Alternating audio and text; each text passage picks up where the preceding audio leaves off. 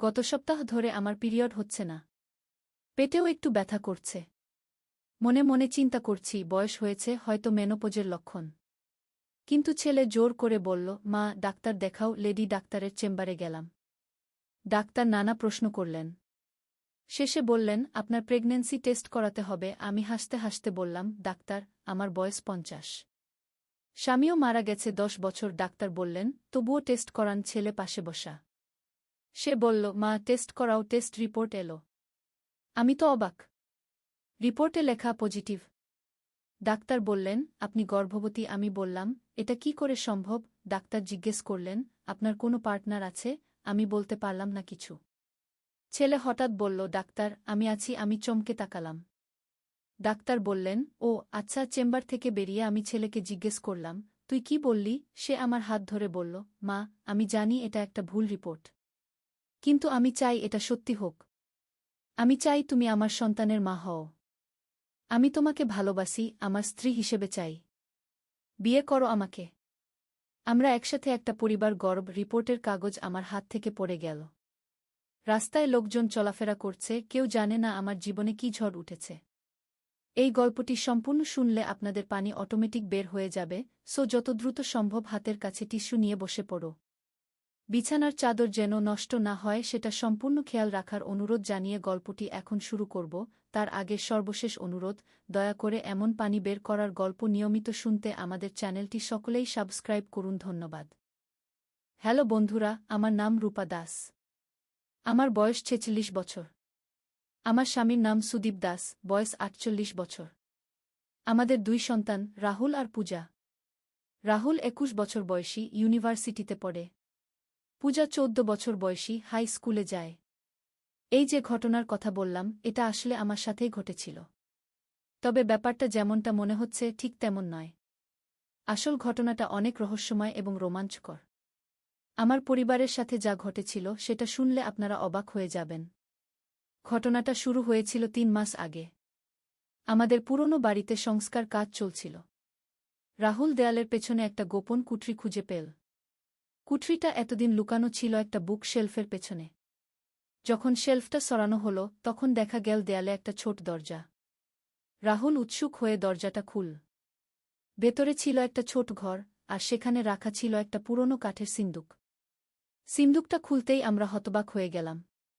ভেতরে ছিল একটা ডায়েরি, কিছু পুরনো ছবি, আর একটা অদ্ভুত ধাতুর তৈরি চাবি। ডায়েরিটা পড়তে গিয়ে আমরা জানতে পারলাম যে এই বাড়িতে একসময় থাকত একজন বিখ্যাত গুপ্তধন শিকারী। তার নাম ছিল প্রফেসর অশোক বন্দ্যোপাধ্যায়। তিনি নাকি ভারতের বিভিন্ন প্রাচীন মন্দির আর দুর্গে লুকানো গুপ্তধনের সন্ধান করতেন। ডায়েরিতে লেখা ছিল যে প্রফেসর বন্দ্যোপাধ্যায় পশ্চিমবঙ্গের একটি প্রাচীন দুর্গে একটা বিশাল গুপ্তধনের সন্ধান পেয়েছিলেন। কিন্তু সেই ধনভাণ্ডার উদ্ধার করার আগেই তিনি মারা যান। তার মৃত্যুর আগে তিনি একটা মানচিত্র তৈরি করেছিলেন, যেটা দিয়ে সেই গুপ্তধনের স্থান খুঁজে বের করা যাবে। সেই মানচিত্রটা তিনি লুকিয়ে রেখেছিলেন। রাহুল ডায়েরিটা পড়ে বলল, মা, এটা তো দারুণ। আমরা সেই গুপ্তধনের সন্ধান করতে পারি। পূজাও উৎসাহিত হয়ে গেল। কিন্তু আমি আর সুদীপ একটু সন্দিহান ছিলাম। এসব তো শুধু গল্পের বইয়ে থাকে। বাস্তবে এমন কিছু হয় নাকি? কিন্তু যখন আমরা আরও গভীরে গিয়ে ডায়েরিটা পড়লাম, তখন বুঝতে পারলাম যে এটা কোনো কাল্পনিক গল্প নয়। প্রফেসর বন্দ্যোপাধ্যায় খুব নিখুঁতভাবে সব তথ্য লিখে গেছেন। তিনি লিখেছেন যে সেই দুর্গটি মেদিনীপুরের জঙ্গলে রয়েছে। দুর্গটির নাম রাজবাড়ী দুর্গ।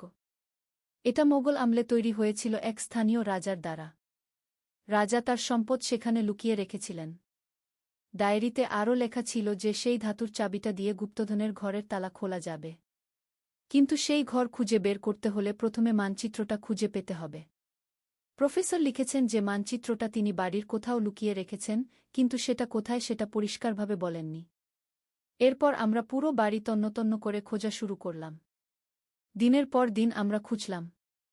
রাহুল আর পূজা স্কুল কলেজ থেকে ফিরে এসেই খোঁজাখুঁজিতে লেগে যেত। আমি আর সুদীপও কাজের পাশাপাশি সময় পেলেই খুঁজতাম।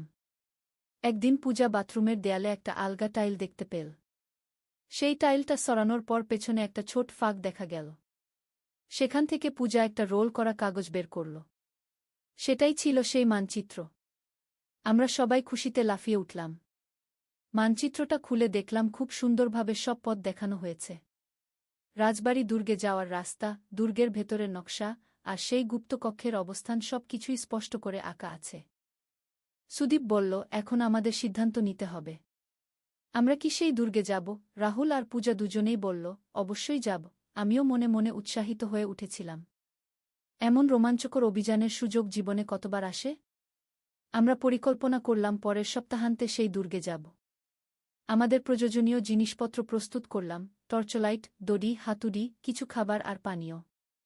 রাহুল ইন্টারনেটে সেই এলাকা সম্পর্কে তথ্য খোঁজ করল। শনিবার সকালে আমরা বেরিয়ে পড়লাম। গাড়িতে করে প্রথমে মেদিনীপুর শহরে গেলাম। সেখান থেকে স্থানীয় একজন গাইড নিলাম। গাইডের নাম রবি। সে আমাদের বলল যে রাজবাড়ি দুর্গ সম্পর্কে স্থানীয়দের মধ্যে অনেক গল্প প্রচলিত আছে। কেউ কেউ বলে সেখানে ভূতের বাস, আবার কেউ বলে সেটা খুবই বিপজ্জনক জায়গা। দুপুরের দিকে আমরা জঙ্গলের মধ্যে পৌঁছলাম। জঙ্গলটা খুবই ঘন, গাছপালার ভিড়ে আলোধার। রবি আমাদের বলল যে এই জঙ্গলে কিছু বন্য প্রাণী আছে, তাই সাবধানে যেতে হবে।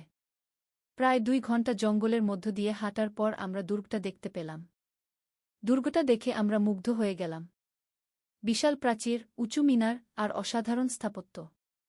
যদিও অনেকটাই ভেঙে পড়েছে, তবুও এর জাঁকজমক বোঝা যায়। মানচিত্র দেখে আমরা দুর্গের প্রধান ফটকের দিকে গেলাম। ফটকটা অর্ধেক ভাঙা, কিন্তু ভেতরে ঢোকা যায়। দুর্গের ভেতরে কয়েকটা বড় হল আর অনেক ছোট ছোট কামরা। দেয়ালে পুরনো চিত্রকর্ম আর লিপি। মানচিত্র অনুযায়ী গুপ্তকক্ষটা দুর্গের একেবারে ভেতরের দিকে, 3 তলায়। আমরা সিঁড়ি দিয়ে উপরে উঠতে লাগলাম। সিঁড়িগুলো বেশ খারাপ অবস্থায়, কোথাও কোথাও একেবারে ভেঙে গেছে। আমাদের খুব সাবধানে উঠতে হল। 3 তলায় পৌঁছে আমরা মানচিত্রের নির্দেশনা অনুযায়ী একটা বিশেষ দেয়াল খুঁজতে লাগলাম। দেয়ালে একটা পদ্মফুলের চিহ্ন থাকার কথা। অনেক খোঁজাখুঁজির পর পূজা সেই চিহ্নটা খুঁজে পেল। পদ্মফুলের চিহ্নটা একটু চাপ দিতেই দেয়ালের একটা অংশ সরে গেল। সেখান থেকে একটা গোপন পথ বেরিয়ে এলো। গোপন পথটা খুবই সরু আর অন্ধকার। আমরা টর্চ জ্বালিয়ে ভেতরে ঢুকলাম। পথটা নিচের দিকে নেমে গেছে। প্রায় 15 মিনিট হাঁটার পর আমরা একটা ছোট কক্ষে পৌঁছলাম। কক্ষটার মাঝখানে একটা বড় পাথরের বেদি। তার উপর একটা ধাতুর বাক্স। বাক্সে একটা তালা। আমরা সেই চাবি দিয়ে তালাটা খুললাম। বাক্সটা খুলতেই আমাদের চোখ ধাঁধিয়ে গেল। ভেতরে অজস্র সোনার গহনা, হীরার অলংকার, মুক্তোর হার আর কত রকমের দামি পাথর। রাহুল উত্তেজিতভাবে বলল, আমরা সফল হয়েছি। আমরা সত্যিই গুপ্তধন খুঁজে পেয়েছি। পূজাও খুশিতে লাফিয়ে উঠল। কিন্তু হঠাৎ করেই কিছু অদ্ভুত শব্দ শোনা গেল। মনে হলো কেউ দৌড়াদৌড়ি করছে। রবি ভয় পেয়ে বলল, এই জায়গায় কেউ থাকার কথা নয়। এই শব্দগুলো কি? আমরা সতর্ক হয়ে গেলাম। সুদীপ বলল, আমাদের তাড়াতাড়ি এখান থেকে বেরিয়ে যেতে হবে। আমরা যতটুকু সম্ভব সোনাদানা নিয়ে সেই কক্ষ থেকে বের হয়ে এলাম। কিন্তু যখন আমরা দুর্গের প্রধান হলে পৌঁছলাম, তখন দেখলাম সেখানে কয়েকজন লোক দাঁড়িয়ে আছে। তারা আমাদের দেখেই চিৎকার করে বলল, ওরা গুপ্তধন চুরি করেছে। আমরা বুঝলাম যে এরা ডাকাত। এরা হয়তো অনেক দিন ধরেই এই দুর্গে লুকিয়ে থেকে কোনো সুযোগের অপেক্ষায় ছিল। ডাকাতদের সর্দার এগিয়ে এসে বলল, তোমরা যে গুপ্তধন নিয়েছ সেটা আমাদের দাও, নইলে তোমাদের বিপদ হবে। আমাদের সবার মন খারাপ হয়ে গেল। এত কষ্ট করে খুঁজে পাওয়া গুপ্তধন এদের হাতে তুলে দিতে হবে? কিন্তু রাহুল খুব চালাকি করল। সে বলল, আমরা শুধু কিছু নমুনা নিয়েছি। আসল গুপ্তধন তো অনেক বড়। আপনারা যদি চান, আমরা আপনাদের দেখিয়ে দিতে পারি। ডাকাতরা লোভে পড়ে গেল। রাহুল আমাদের চোখের ইশারায় বুঝিয়ে দিল যে সে কি করতে চায়। আমরা ডাকাতদের সেই গুপ্ত কক্ষে নিয়ে গেলাম। যখন সবাই সেই সোনাদানা দেখে মগ্ন হয়ে গেল, তখন রাহুল চুপচাপ গুপ্তপথের প্রবেশমুখ বন্ধ করে দিল। ডাকাতরা আটকা পড়ে গেল সেই কক্ষে। আমরা তাড়াতাড়ি সেখান থেকে বের হয়ে এলাম। রবি বলল, আপনারা খুবই চালাক। এভাবেই তো ওদের শায়েস্তা করা উচিত। আমরা নিরাপদে জঙ্গল থেকে বেরিয়ে এসে বাড়ি ফিরলাম। বাড়ি ফিরে আমরা যে গহনাগুলো এনেছিলাম সেগুলো পরীক্ষা করালাম। সবগুলোই আসল এবং অনেক দামি। আমরা সিদ্ধান্ত নিলাম যে এই ধনসম্পদ দিয়ে আমরা একটা দাতব্য প্রতিষ্ঠান খুলব। গরিব শিশুদের শিক্ষার জন্য একটা স্কুল বানাব। প্রফেসর অশোক বন্দ্যোপাধ্যায়ের ডায়েরিতে আরও অনেক জায়গার উল্লেখ ছিল যেখানে গুপ্তধন থাকতে পারে। আমরা ভেবেছি একটা টিম তৈরি করব এবং এই ধরনের ঐতিহাসিক গুপ্তধন উদ্ধার করে সরকারি জাদুঘরে দান করব। রাহুল এখন ইতিহাস আর প্রত্নতত্ত্ব নিয়ে পড়াশোনা করার সিদ্ধান্ত নিয়েছে। পূজাও বলেছে যে সে বড় হয়ে প্রত্নতাত্ত্বিক হবে। আমাদের এই অভিযান আমাদের সবার জীবনে একটা নতুন দিক এনে দিয়েছে। সেদিন ডাক্তারের চেম্বারে যে ঘটনাটা হয়েছিল সেটা আসলে একটা মিসআন্ডারস্ট্যান্ডিং ছিল। টেস্ট রিপোর্টে ভুল ছিল। আর রাহুলের সেই কথাগুলো, সে আসলে বলতে চেয়েছিল যে সে আমার পার্টনার হিসেবে এই গুপ্তধনের অভিযানে। কিন্তু ডাক্তার ভুল বুঝেছিলেন। এই পুরো ঘটনার পর আমাদের পরিবার আরও একসাথে হয়েছে। আমরা বুঝতে পেরেছি যে জীবনে রোমাঞ্চ আর রহস্য খুঁজতে হলে দূরে যাওয়ার দরকার নেই। আমাদের চারপাশেই অনেক অজানা জিনিস লুকিয়ে আছে। প্রতিদিন আমরা প্রফেসর বন্দ্যোপাধ্যায়ের ডায়েরি পড়ি আর নতুন কোনো রহস্যের খোঁজ করি। আমাদের জীবনে এক নতুন উদ্দেশ্য এসেছে। আমরা এখন শুধু সাধারণ জীবনযাত্রা নয়, বরং এক রোমাঞ্চকর অভিযানের জীবনযাপন করছি। সবচেয়ে মজার ব্যাপার হল, আমাদের পাড়ার অন্য পরিবারগুলোও এখন তাদের পুরনো বাড়িঘর খোঁজাখুঁজি করতে শুরু করেছে। হয়তো তাদেরও কোনো গুপ্ত রহস্য খুঁজে পাওয়ার সৌভাগ্য হবে। আমাদের এই গল্প শুনে অনেকেই বলে যে এটা খুবই অবিশ্বাস্য। কিন্তু আমি বলি, জীবনে অনেক অবিশ্বাস্য জিনিসই ঘটে থাকে। শুধু দরকার সেগুলো খোঁজার আর দেখার চোখ। আমাদের বাড়িতে এখনও সেই গোপন কুঠরিটা আছে। আমরা সেটাকে আমাদের পারিবারিক জাদুঘর বানিয়েছি। প্রফেসর বন্দ্যোপাধ্যায়ের সব জিনিসপত্র, আমাদের অভিযানের ছবি, আর সেই মানচিত্র, সব কিছুই সেখানে রাখা আছে। প্রতি সপ্তাহান্তে আমরা পরিবার নিয়ে কোনো না কোনো ঐতিহাসিক জায়গায় যাই। এটা আমাদের নতুন শখ। রাহুল আর পূজা এখন ইতিহাস আর প্রত্নতত্ত্বের বই পড়ে। তারা বিভিন্ন প্রাচীন স্থাপত্যের ছবি সংগ্রহ করে। গত মাসে আমরা বীরভূমের একটা প্রাচীন মন্দিরে গিয়েছিলাম। সেখানেও প্রফেসর বন্দ্যোপাধ্যায়ের ডায়েরি অনুযায়ী একটা গুপ্ত কক্ষের উল্লেখ ছিল। যদিও সেখানে কোনো ধনসম্পদ পাইনি, কিন্তু কিছু প্রাচীন পাণ্ডুলিপি পেয়েছিলাম। সেগুলো আমরা কলকাতা বিশ্ববিদ্যালয়ের ইতিহাস বিভাগে দান করেছি। সুদীপ এখন তার অফিসের কাজের পাশাপাশি প্রত্নতত্ত্ব নিয়েও পড়াশোনা করছে। সে বলে যে আমাদের এই অভিযানগুলো তাকে জীবনের একটা নতুন মানে দিয়েছে। আগে সে শুধু অফিস আর বাড়ি, এই দুইয়ের মধ্যেই সীমাবদ্ধ ছিল।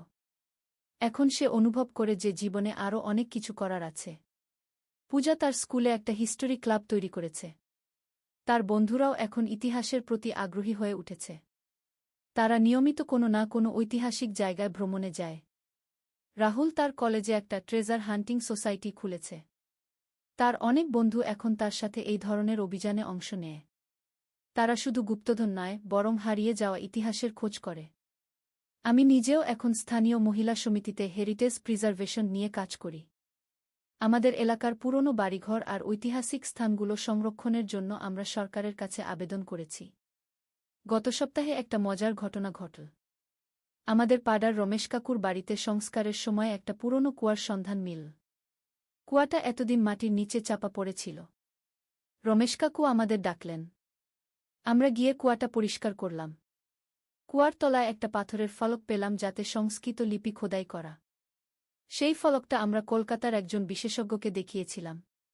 তিনি বললেন যে এটা প্রায় ৩০০ বছরের পুরনো। এতে লেখা আছে যে এই এলাকায় একসময় একজন দানবীর জমিদার থাকতেন। তিনি অনেক দাতব্য কাজ করতেন। এই ঘটনার পর আমাদের পুরো পাড়াতে একটা নতুন উৎসাহ দেখা দিয়েছে। সবাই এখন তাদের বাড়ির ইতিহাস খুঁজে বের করার চেষ্টা করছে। আমাদের পাড়াটা হয়তো আগে একটা গুরুত্বপূর্ণ জায়গা ছিল। প্রফেসর বন্দ্যোপাধ্যায়ের ডায়েরিতে আরও ৩টি জায়গার উল্লেখ আছে যেখানে গুপ্তধন থাকার সম্ভাবনা রয়েছে। একটা হুগলিতে, একটা নদিয়ায়, আর একটা বাঁকুড়ায়। আমরা পরিকল্পনা করেছি আগামী ৬ মাসে এই ৩টি জায়গায় যাব। হুগলির জায়গাটা সম্পর্কে ডায়েরিতে লেখা আছে যে সেখানে একটা পুরনো নীলকুঠি আছে। নীলকুঠির মালিক ইংরেজরা চলে যাওয়ার সময় অনেক মূল্যবান জিনিস লুকিয়ে রেখে গিয়েছিল। সেই নীলকুঠি এখন একটা ধ্বংসস্তূপ, কিন্তু তার নিচে হয়তো এখনও সেই গুপ্তধন লুকিয়ে আছে। নদিয়ার জায়গাটা হলো একটা পুরনো রাজবাড়ি। সেই রাজবাড়ির রাজা নবাবী আমলে মুঘল সাম্রাজ্যের একজন গুরুত্বপূর্ণ কর্মচারী ছিলেন। তিনি তার সম্পদ লুকিয়ে রাখার জন্য রাজবাড়িতে একটা গোপন কক্ষ তৈরি করেছিলেন। বাঁকুড়ার জায়গাটা সবচেয়ে রহস্যময়। প্রফেসর লিখেছেন যে সেখানে একটা প্রাচীন শিব মন্দির আছে। মন্দিরের নিচে একটা গুহা আছে যেখানে সাধুরা ধ্যান করতেন। কিন্তু সেই গুহার আরও গভীরে একটা গোপন কক্ষ আছে যেখানে মন্দিরের পুরোহিতরা তাদের মূল্যবান জিনিসপত্র লুকিয়ে রাখতেন। আমাদের পরিবারের সবাই এই আসন্ন অভিযানগুলো নিয়ে খুবই উত্তেজিত। রাহুল আর পূজা এই ৩টি জায়গা সম্পর্কে ইন্টারনেটে গবেষণা করছে। তারা স্থানীয় ইতিহাস, ভূগোল, আবহাওয়া সবকিছু সম্পর্কে তথ্য সংগ্রহ করছে। সুদীপ তার অফিসের কিছু বন্ধুকেও এই অভিযানে যোগ দিতে রাজি করিয়েছে। তারাও এই ধরনের রোমাঞ্চকর কাজে আগ্রহী। আমরা একটা বড় টিম তৈরি করেছি। টিমে আছে একজন প্রত্নতাত্ত্বিক, একজন ইতিহাসবিদ, একজন ভূতত্ত্ববিদ আর কয়েকজন অভিজ্ঞ ট্রেকার। এই পুরো অভিজ্ঞতা আমাদের পরিবারের জীবনে একটা বিপ্লব এনেছে। আমরা আগে যে সাধারণ, নিয়মিত জীবনযাপন করতাম সেটা একেবারে বদলে গেছে। এখন প্রতিটা দিন আমাদের কাছে নতুন কোনো সম্ভাবনা নিয়ে আসে। প্রফেসর অশোক বন্দ্যোপাধ্যায়ের সেই গোপন কুঠরি আবিষ্কারের মাধ্যমে আমাদের জীবনে যে নতুন অধ্যায় শুরু হয়েছে সেটা আমাদের সবার কাছে একটা আশীর্বাদের মতো। আমরা বুঝতে পেরেছি যে জীবনে রোমাঞ্চ আর উদ্দেশ্য খুঁজে পেতে হলে মানুষকে সাহসী হতে হয়। আমাদের এই গল্প শুনে অনেকে বলেন যে আমরা খুবই ভাগ্যবান। কিন্তু আমি মনে করি ভাগ্যের চেয়েও বড় কথা হল সাহস আর কৌতূহল। যদি আমরা সেই গোপন কুঠরি খোঁজার সাহস না করতাম, যদি সেই মানচিত্র অনুসরণ করে দুর্গে যাওয়ার সাহস না করতাম, তাহলে এই সব কিছুই ঘটত না। এখন আমাদের বাড়িতে প্রায়ই নানা জায়গা থেকে লোকজন আসেন। কেউ আসেন তাদের পারিবারিক ইতিহাস খুঁজে বের করার জন্য পরামর্শ নিতে, কেউ আসেন প্রত্নতাত্ত্বিক অভিযানে অংশ নেওয়ার জন্য। আমাদের বাড়ি এখন একটা ছোট্ট গবেষণা কেন্দ্রের মতো। আমি মাঝে মাঝে ভাবি, আমাদের জীবনে এত বড় পরিবর্তন এলো শুধু একটা ভুল মেডিকেল রিপোর্ট থেকে। যদি সেদিন সেই ঘটনা না ঘটত, যদি রাহুল ডাক্তারের চেম্বারে সেই কথা না বলত, তাহলে আমরা হয়তো কখনোই বাড়ির সংস্কার করতাম না। আর সংস্কার না করলে সেই গোপন কুঠরিও খুঁজে পেতাম না। জীবনের এই অদ্ভুত মোড়ে আমাদের শিক্ষা দিয়েছে যে প্রতিটা ঘটনারই একটা গভীর অর্থ থাকে। যা প্রথমে মনে হয় বিব্রতকর বা বিপজ্জনক, সেটাই হয়তো আমাদের জীবনের সবচেয়ে বড় আশীর্বাদ নিয়ে আসে।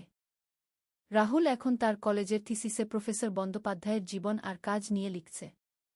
সে চায় এই মহান গুপ্তধন শিকারীর জীবনকাহিনী সবার কাছে তুলে ধরতে। প্রফেসর শুধু গুপ্তধনের জন্য এসব করতেন না, বরং ভারতের হারিয়ে যাওয়া ইতিহাসকে পুনরুদ্ধার করার জন্য। পূজা তার স্কুলে প্রতি মাসে একটা হেরিটেজ ওয়াক আয়োজন করে। সে তার সহপাঠীদের নিয়ে বিভিন্ন ঐতিহাসিক স্থান ঘুরে বেড়ায় আর তাদের আমাদের এলাকার ইতিহাস সম্পর্কে বলে। আমাদের এই অভিজ্ঞতা প্রমাণ করেছে যে রোমাঞ্চকর জীবন যাপন করতে হলে অনেক দূরে যেতে হয় না। আমাদের চারপাশেই অনেক রহস্য লুকিয়ে আছে। শুধু দরকার সেগুলো খোঁজার ইচ্ছা আর সাহস। এইভাবে একটা ছোট্ট ভুল বোঝাবুঝি থেকে শুরু হয়ে আমাদের পরিবারের জীবনে এসেছে এক অভূতপূর্ব পরিবর্তন। আমরা এখন আর সেই পুরনো, নিয়মিত জীবনে ফিরে যেতে চাই না। আমাদের এই নতুন জীবনে প্রতিদিন নতুন কোনো সম্ভাবনা, নতুন কোনো রহস্য, নতুন কোনো অভিযানের অপেক্ষায় থাকি। একদিন আলী সাহেব সোহেলের অফিসে এলেন। সোহেল তাকে দেখে অবাক হয়ে গেল। স্যার, আপনি এখানে? হ্যাঁ সোহেল, তোমার অফিস একবার দেখতে চাইলাম। খুব সুন্দর হয়েছে গু। আলী সাহেব পুরো অফিস ঘুরে দেখলেন। কর্মচারীদের সাথে কথা বললেন। তারপর সোহেলের রুমে এসে বসলেন। সোহেল, তুমি অনেক দূর এসেছ। মনে আছে ৭ বছর আগে তুমি যখন আমার অফিসে প্রথম এসেছিলে? চা বানানোর কাজ করতে? হ্যাঁ স্যার, সব মনে আছে ইউ। আমি গর্বিত যে আমি তোমাকে একটা সুযোগ দিয়েছিলাম। আর তুমি সেই সুযোগকে কাজে লাগিয়েছ। জানো সফলতার মূল সূত্র কি? কি স্যার? কঠোর পরিশ্রম, সততা আর হাল না ছাড়া। তোমার মধ্যে এই ৩টা গুণই আছে গু। সোহেল চোখে জল নিয়ে বলল, আপনি না থাকলে আজ আমি এখানে পৌঁছাতে পারতাম না স্যার। না সোহেল, আমি শুধু একটা দরজা খুলে দিয়েছিলাম। ভেতরে ঢুকে পথ তৈরি করেছ তুমি নিজে গু। আলী সাহেব চলে যাওয়ার আগে বললেন, আমার একটা বড় প্রজেক্ট আছে। একটা 20 ফ্লোর বিজনেস টাওয়ার। আমি চাই তুমি এই প্রজেক্টে আমার সাথে পার্টনার হও। ৫০-৫০। রাজি? সোহেল অবাক হয়ে গেল। এত বড় প্রজেক্ট? স্যার, আমার কি যথেষ্ট সামর্থ্য আছে? আছে। আমি বিশ্বাস করি সোহেল রাজি হয়ে গেল। এটা তার জীবনের সবচেয়ে বড় প্রজেক্ট হবে। ৫০ অধ্যায়, বড় চ্যালেঞ্জ। 20 ফ্লোর বিজনেস টাওয়ারের কাজ শুরু হল। এটা সোহেলের জীবনের সবচেয়ে বড় চ্যালেঞ্জ। প্রজেক্টের বাজেট প্রায় ১০ করোড় টাকা। সোহেলকে ৫ করোড় টাকা ইনভেস্ট করতে হবে। সোহেল তার সব সঞ্চয়ে, ব্যাংক লোন আর কিছু ইনভেস্টর থেকে টাকা জোগাড় করল। এটা একটা বিশাল ঝুঁকি। যদি প্রজেক্ট ব্যর্থ হয় সব শেষ। মিনা চিন্তিত ছিল। সোহেল, এত বড় ঝুঁকি নেওয়া ঠিক হবে? মিনা, জীবনে বড় কিছু করতে হলে ঝুঁকি নিতে হয়। আমি এই সুযোগ হাতছাড়া করতে চাই না গিয়ে। কিন্তু যদি কিছু ভুল হয়? ভুল হবে না। আমি আলী সাহেবের সাথে আছি। উনি আমাকে গাইড করবেন। প্রজেক্ট শুরু হল। প্রথম 6 মাস সব ভালোই চলছিল। কাজ সময়মতো হচ্ছে, বাজেট ঠিক আছে। কিন্তু 7 মাসের মাথায় একটা বড় সমস্যা দেখা দিল। একজন প্রধান ইনভেস্টর হঠাৎ তার টাকা ফেরত চাইলেন। তিনি অন্য একটা জরুরি কাজে টাকা লাগবে বলে জানালেন। 1 করোড় টাকা ফেরত দিতে হবে। সোহেল বিপদে পড়ে গেল। 1 করোড় টাকা এখন কোথায় পাবে? প্রজেক্টে সব টাকা ঢেলে দিয়েছে। সে আলী সাহেবের সাথে কথা বলল। আলী সাহেব বললেন, চিন্তা করো না, আমি ব্যবস্থা করছি। কিন্তু আলী সাহেবও বড় একটা প্রজেক্টে আটকে আছেন। তার হাতে লিকুইড ক্যাশ নেই। সোহেল অন্য ব্যাংক থেকে লোন নেওয়ার চেষ্টা করল। কিন্তু ব্যাংক বলল, ইতিমধ্যে তার অনেক লোন আছে, নতুন লোন দিতে পারবে না। সোহেল রাতে ঘুমাতে পারছিল না। খাওয়া দাওয়া বন্ধ করে দিয়েছিল। মিনা তাকে দেখে খুব চিন্তিত হয়ে গেল। সোহেল, প্লিজ নিজেকে এভাবে শেষ করে ফেলো না। কোনো একটা রাস্তা বের হবেই কি। কিন্তু সোহেল কোনো রাস্তা দেখতে পাচ্ছিল না। ইনভেস্টর 15 দিন সময় দিয়েছে। 15 দিনের মধ্যে টাকা ফেরত না দিলে তিনি আইনি ব্যবস্থা নেবেন। 10 দিন কেটে গেল। সোহেল কোনো সমাধান খুঁজে পেল না। সে প্রায় হাল ছেড়ে দিয়েছিল। 11 দিনের দিন একটা অপ্রত্যাশিত ঘটনা ঘটল। জাহিদ ভাই, সোহেলের পুরনো সহকর্মী, তার অফিসে এলেন। জাহিদ ভাই এখন একটা রিয়েল এস্টেট কোম্পানিতে সিনিয়র ম্যানেজার। সোহেল, আমি তোমার সমস্যার কথা শুনেছি। হ্যাঁ ভাই, আমি বিপদে পড়েছি। আমি তোমাকে সাহায্য করতে চাই। আমার কিছু সঞ্চয় আছে। 5 লাখ টাকা। তুমি নাও। সোহেল চোখে জল নিয়ে বলল, ভাই আমি কিছু বলার দরকার নেই। তুমি আমাকে অনেক কিছু শিখিয়েছ। তোমার কাছ থেকে পরিশ্রম আর সততা শিখেছি। এখন আমার পালা তোমাকে সাহায্য করার। জাহিদ ভাই চলে যাওয়ার পর আরও 2 জন এলো। একজন সোহেলের পুরনো ক্লায়েন্ট, আরেকজন তার কর্মচারী। 2 জন মিলে আরও 8 লাখ টাকা দিল। করিম মামা 20 লাখ টাকা ব্যবস্থা করলেন। তার কিছু বন্ধুদের কাছ থেকে ধার করে। মিনা তার সব গয়না বিক্রি করে 10 লাখ টাকা দিল। সবাই মিলে প্রায় 45 লাখ টাকা জোগাড় হল। বাকি 65 লাখ টাকা সোহেল তার অফিসের সব অ্যাসেট বিক্রি করে আর একটা প্রাইভেট ফিন্যান্স কোম্পানি থেকে উচ্চ সুদে লোন নিয়ে ব্যবস্থা করল। ঠিক 14 দিনের দিন সোহেল ইনভেস্টরকে 1 করোড় টাকা ফেরত দিল। ইনভেস্টর টাকা নিয়ে চলে গেলেন। সোহেল তার অফিসে ফিরে এসে চেয়ারে বসে কাঁদল। এত চাপ, এত টেনশন, সব যেন একসাথে বের হয়ে এলো। মিনা এসে তাকে জড়িয়ে ধরল। আমরা পেরেছি সোহেল, আমরা পেরেছি। 16 অধ্যায়, পুনরুদ্ধার। এই ঘটনার পর সোহেল আরও সাবধান হয়ে গেল। সে বুঝল, ব্যবসায় শুধু সাহস নয়, বুদ্ধিও লাগে। ঝুঁকি নিতে হয়, কিন্তু হিসাব করে। প্রজেক্ট চলতে থাকল। এবার সোহেল আরও সতর্কতার সাথে সবকিছু পরিচালনা করল। প্রতিটা খরচ হিসাব করল, প্রতিটা সিদ্ধান্ত ভেবেচিন্তে নিল। আরও 1 বছর পর 20 ফ্লোর বিজনেস টাওয়ার সম্পন্ন হল। চমৎকার বিল্ডিং। শহরের অন্যতম সুন্দর ভবন। বিল্ডিংয়ের উদ্বোধন অনুষ্ঠানে শহরের মেয়র এলেন। অনেক ব্যবসায়ী, সাংবাদিক এল। সোহেলের নাম পত্রিকায় ছাপা হল। স্বপ্নের শহরে এক তরুণ উদ্যোক্তার সফলতার গল্প। প্রজেক্ট থেকে সোহেলের লাভ হল প্রায় 2 করোড় টাকা। এই টাকা দিয়ে সে সব ঋণ শোধ করল। জাহিদ ভাইয়ের টাকা ফেরত দিল। করিম মামার ঋণ শোধ করল। যারা সাহায্য করেছিল সবাইকে টাকা ফেরত দিল। মিনার জন্য নতুন গয়না কিনল। আরও সুন্দর। তার মাকে গ্রামে একটা নতুন পাকা বাড়ি বানিয়ে দিল। মা কাঁদতে কাঁদতে বললেন, তোর বাবা বেঁচে থাকলে কত খুশি হতো। তুই আমার সব স্বপ্ন পূরণ করেছিস। সোহেল নিজেদের জন্য একটা ফ্ল্যাট কিনল। 4 রুমের ফ্ল্যাট, সমুদ্রের কাছে। এখন আর ভাড়া বাড়িতে থাকতে হয় না। 17 অধ্যায়, প্রতিদান। সোহেল এখন একজন প্রতিষ্ঠিত উদ্যোক্তা। কিন্তু সে তার শেখ ভোলেনি। যে গ্রাম থেকে সে এসেছে, যারা তাকে সাহায্য করেছে, কাউকেই ভোলেনি। সে তার গ্রামে একটা স্কুল বানিয়ে দিল। সোহেল ফাউন্ডেশন স্কুলকু গরিব ছেলেমেয়েরা ফ্রিতে পড়তে পারবে। ভালো শিক্ষক নিযোগ দিল। ভালো পড়াশোনার ব্যবস্থা করল। শহরে একটা ফ্রি মেডিকেল ক্লিনিক খুলল। গরিব মানুষরা ফ্রিতে চিকিৎসা পাবে। প্রতি বছর 10 জন মেধাবী কিন্তু গরিব ছাত্রছাত্রীকে স্কলারশিপ দেওয়া শুরু করল। তারা বিনামূল্যে পড়াশোনা করতে পারবে। একদিন একটা টিভি চ্যানেল সোহেলের ইন্টারভিউ নিতে এলো।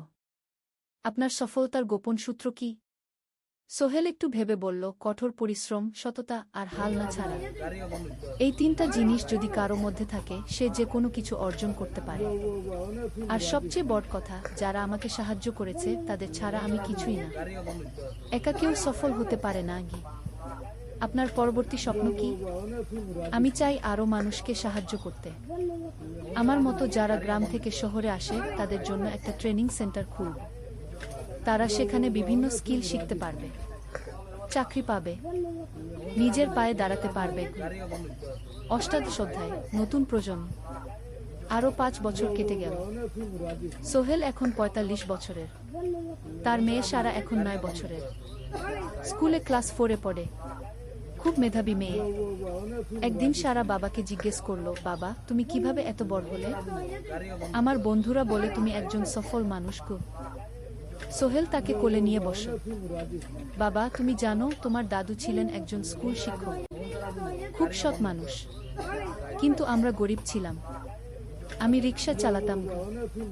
রিক্সা? সত্যি? হ্যাঁ। তারপর আমি এই শহরে এলাম। অনেক কষ্ট করেছি, কিন্তু হাল ছাড়িনি। মানুষ আমাকে সাহায্য করেছে, আর আমি কঠোর পরিশ্রম করেছি। বাবা, আমিও কি তোমার মতো হতে পারবো? অবশ্যই পারবে বাবা। তবে মনে রেখো, সফলতা মানে শুধু টাকা পয়সা না।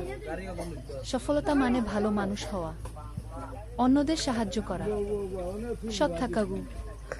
সারা মাথা নাড়ল। আমি ভালো মানুষ হব বাবাবু। সোহেল তার মেয়েকে জড়িয়ে ধরল। মনে মনে ভাবল, তার জীবনের সব কষ্ট সার্থক হয়েছে। মিনা রান্নাঘর থেকে ডাকল, খাবার তৈরি। এসো উ। সোহেল সারাকে নিয়ে ডাইনিং টেবিলে গেল। ঋতু এসেছে। সে এখন বিয়ে করেছে, তার একটা ছেলে হয়েছে। সোহেলের মা মাঝে মাঝে চট্টগ্রামে বেড়াতে আসেন। আজও এসেছেন। সবাই মিলে খেতে বসো। হাসি গল্পে ভরা পরিবার। সোহেল তাকাল তার মায়ের দিকে, মিনার দিকে, সারার দিকে, ঋতুর দিকে। মনে হলো, জীবনে আর কি চাই? খাওয়া শেষে সবাই বসে রইল, গল্প করছিল। হঠাৎ সোহেলের ফোন বাজে। অফিস থেকে একটা জরুরি বিষয়। সোহেল ফোন রেখে দিয়ে মিনাকে বলল, একটা নতুন প্রজেক্টের প্রস্তাব এসেছে। একটা এতিমখানা বানানোর কাজ। সরকারি প্রজেক্ট। তুমি নেবে? অবশ্যই। এটা আমার স্বপ্নের প্রজেক্ট। যেসব বাচ্চাদের বাবা মা নেই তাদের জন্য একটা সুন্দর জায়গা। মিনা হাসল। তুমি কখনো বদলাও না, এখনো অন্যদের কথা ভাবো। এটাই তো জীবন মিনা। শুধু নিজের জন্য বাঁচলে কি হবে? 49 অধ্যায়, উত্তরাধিকার। 10 বছর আরো কেটে গেল। সোহেল এখন 55 বছরের। তার চুলে পাক ধরেছে, কিন্তু শক্তি এখনো আগের মতোই। সারা এখন 19 বছরের। সে বিশ্ববিদ্যালয়ে ইঞ্জিনিয়ারিং পড়ছে। সে চায় বাবার মতো কনস্ট্রাকশন ইন্ডাস্ট্রিতে কাজ করতে। একদিন সারা বাবাকে বলল, বাবা, আমি তোমার কোম্পানিতে কাজ করতে চাই। এখনো তো তোর পড়াশোনা বাকি। জানি, কিন্তু আমি এখন থেকেই শিখতে চাই। ছুটির দিনে তোমার সাথে সাইটে যেতে চাই, দেখতে চাই কিভাবে কাজ হয়। সোহেল খুশি হয়ে গেল। তার মেয়ে তার পথ অনুসরণ করতে চায়। ঠিক আছে, কিন্তু শর্ত হলো, তোকে সবকিছু নিজ থেকে শিখতে হবে। কোনো স্পেশাল ট্রিটমেন্ট পাবি না। আমি তো তাই চাই বাবাগু। সারা তার বাবার সাথে কাজ শিখতে শুরু করল। সে দেখো কিভাবে শ্রমিকরা কাজ করে, কিভাবে ম্যাটেরিয়াল বাছাই করতে হয়, কিভাবে একটা প্রজেক্ট ম্যানেজ করতে হয়। সোহেল তাকে কোনো সহজ পথ দিল না। সারাকেও সবার মতো কষ্ট করতে হলো। সাইটে রোদে দাঁড়িয়ে থাকতে হলো, শ্রমিকদের সাথে কথা বলতে হলো। কিন্তু সারা হাল ছাড়ল না। সে তার বাবার মেয়ে, পরিশ্রম করতে জানে। 3 বছর পর সারা গ্রাজুয়েট হলো। সে সোহেলের কোম্পানিতে জুনিয়র প্রজেক্ট ম্যানেজার হিসেবে যোগ দিল। সোহেল ধীরে ধীরে সারাকে বড় দায়িত্ব দিতে শুরু করল। সারা তার বাবার মতোই সৎ, পরিশ্রমী। 20 অধ্যায়, সমাপ্তি নয়, নতুন শুরু। আরও 5 বছর পর সোহেল এখন 60 বছরের। সে সিদ্ধান্ত নিল এবার অবসর নেওয়ার সময় এসেছে। কোম্পানির দায়িত্ব সারাকে দেবে। একটা অনুষ্ঠান করা হলো। সোহেল আনুষ্ঠানিকভাবে কোম্পানির চেয়ারম্যান পদ থেকে অবসর নিল। সারা হলো নতুন ম্যানেজিং ডিরেক্টর। সোহেল তার বক্তব্যে বলল, আমি যখন এই শহরে এসেছিলাম আমার পকেটে ছিল মাত্র 5,000 টাকা, একটা ছোট্ট ব্যাগ আর অনেক স্বপ্ন। আজ 40 বছর পর আমি পেছনে ফিরে তাকাই, দেখি একটা দীর্ঘ পথ। সেই পথে অনেক কষ্ট ছিল, অনেক বাধা ছিল, কিন্তু ছিল অনেক ভালোবাসাও, অনেক মানুষের সাহায্যও।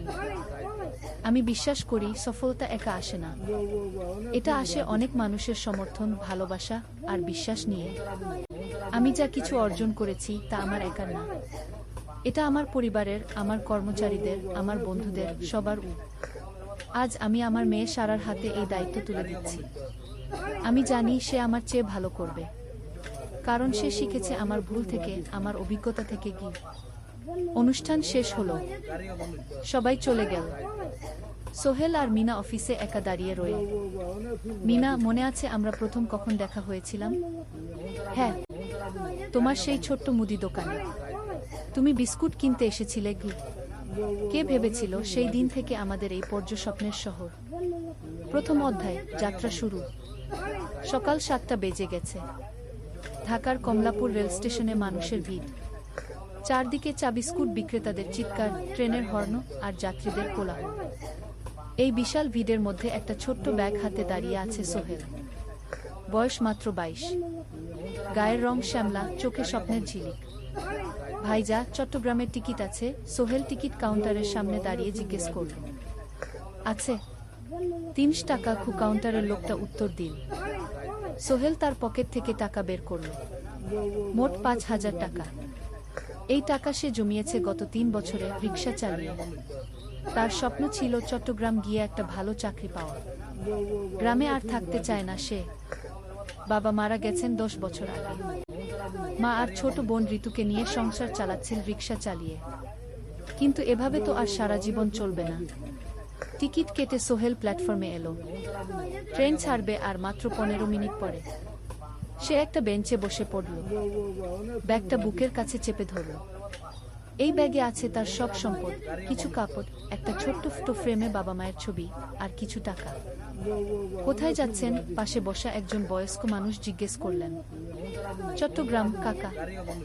চাকরি খুঁজতে যাচ্ছি। কে? সোহেল বিনয়ের সাথে উত্তর দিল। ভালো, তবে শহরে সাবধানে থাকবেন।